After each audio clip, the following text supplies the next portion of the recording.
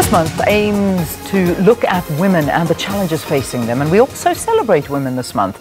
This year, a louder call to empower the young women whom we have seen take bold steps.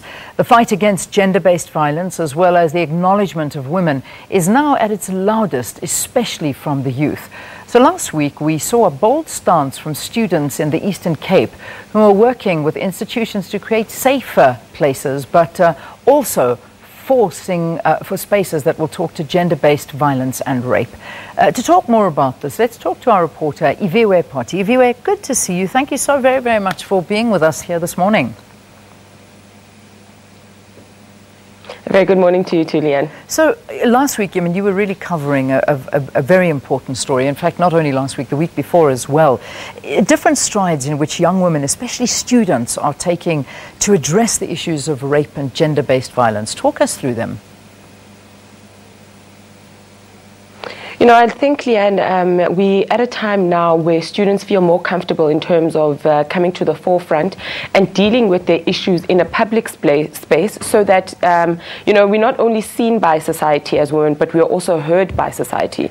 So in the past 2-3 years, various institutions, UCT, WITS, Rhodes, NMMU, we've seen the silent protest, we've seen the naked protest, we've seen students protesting, but it's not only female students, their male counterparts also have joined them. As we saw last week, we saw a number of male counterparts that joined these students, and as well as the academic leadership, the VCs of these institutions such as Rhodes and NMU, also creating spaces to ensure that, you know, students are able to have these discussions and they are able to have these conversations, because there is an element where students feel like something needs to change, and it needs to change from a very young age.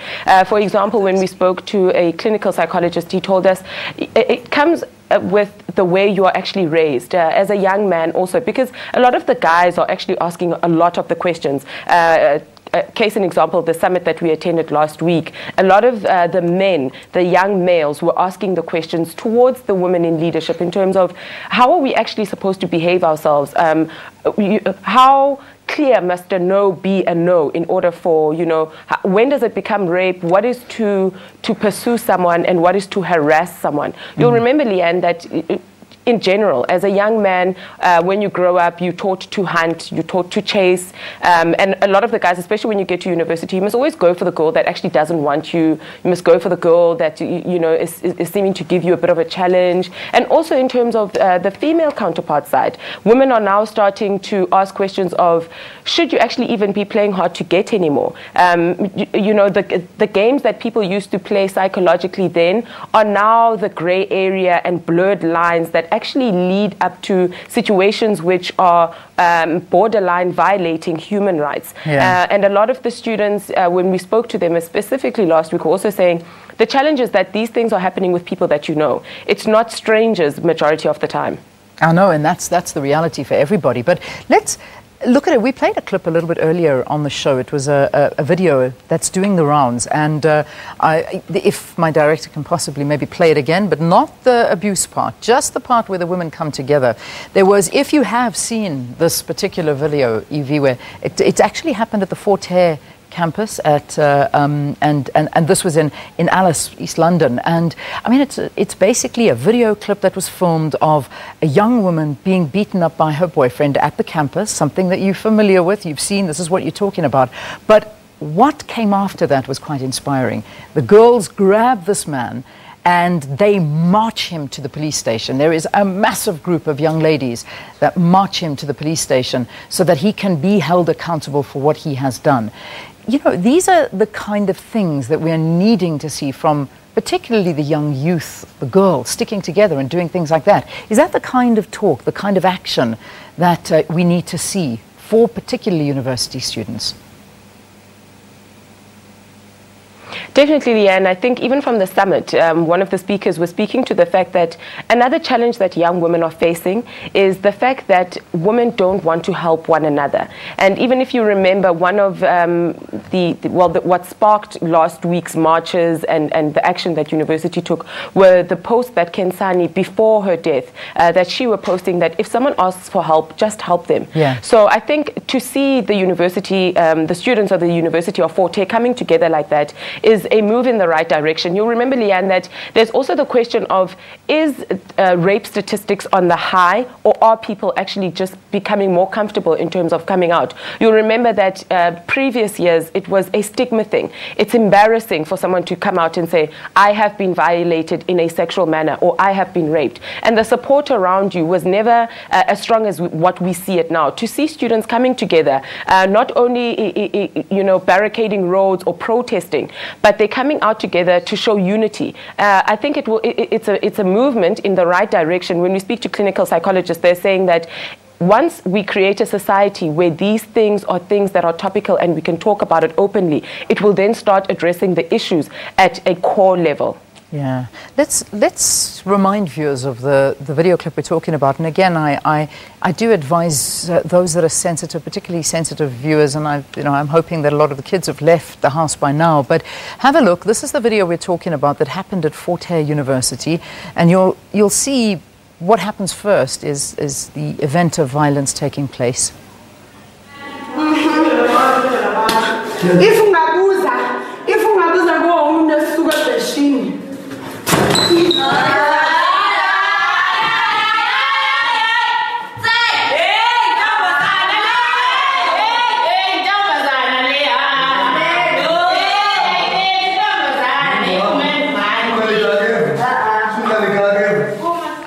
All right, that's the first part of that video clip. The second part now comes up. I'm not sure. I hope we've got that, because that's really what I'm talking to.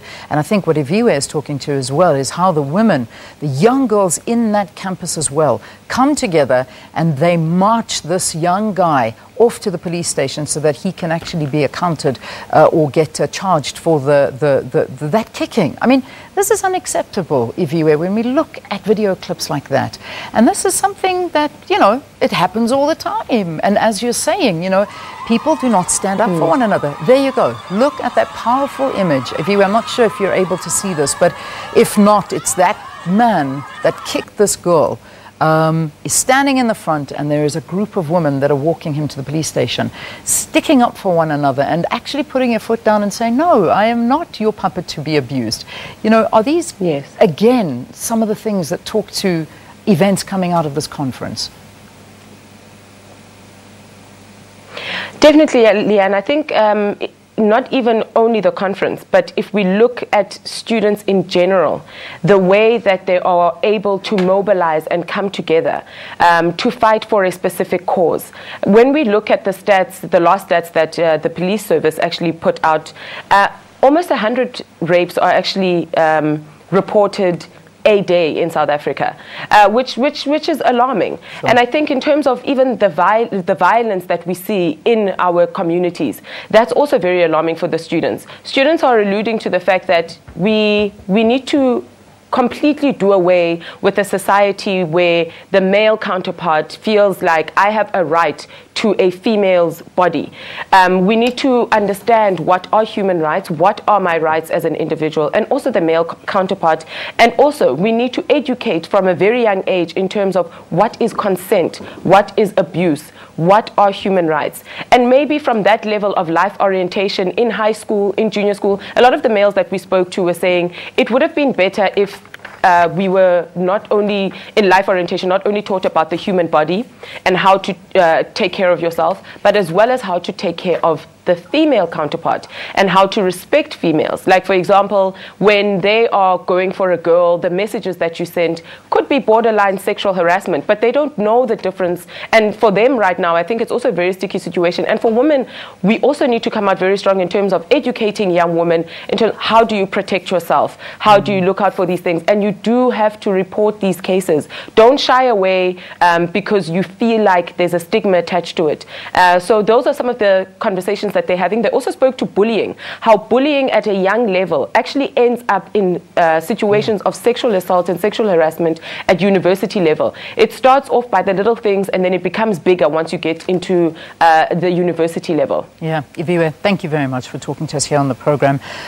Issues of violence, rape, abuse, bullying, all being addressed, and trying to look for the root cause of this the